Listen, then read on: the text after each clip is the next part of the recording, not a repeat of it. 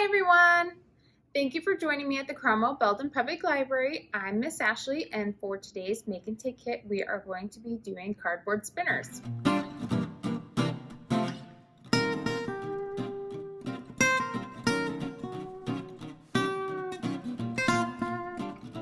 Alright, so everything that's going to be included in your kit is one cardboard circle and one piece of string. And then you're going to need a couple more things from home, just an assortment of markers or something to color with. Here we have markers, and then some scissors just to do some trimming at the end.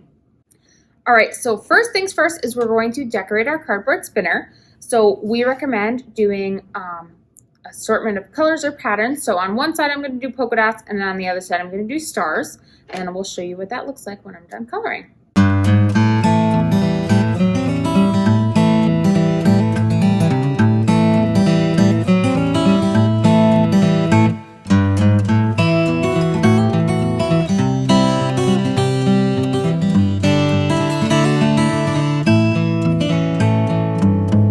Alright, so I finished coloring my cardboard circle. I did some stripes and polka dots, and then I did some more polka dots on this side. So you guys can do checkers, swirls, whatever creativity you can come up with. And then next we're going to take our string, and we're going to take each side and put each side through both of the holes on the cardboard circle. So I'm going to start with one side first. And you might have to lick the string to get it to go through the hole.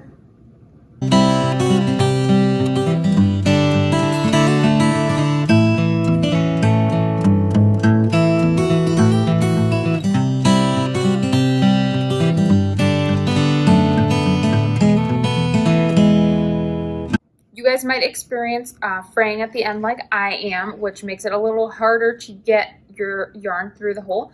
So what you can do is you can take your scissors and just trim a little bit off of the end, and it just makes sure it's a little tighter together, and then you can try re-licking and re-putting it in the hole and see if that works.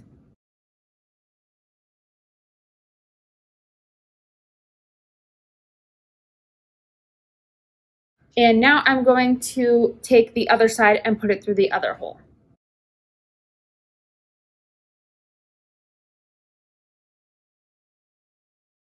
Now I have both strings through both holes. So what I'm going to do is I'm going to take both sides and I'm going to tie a knot.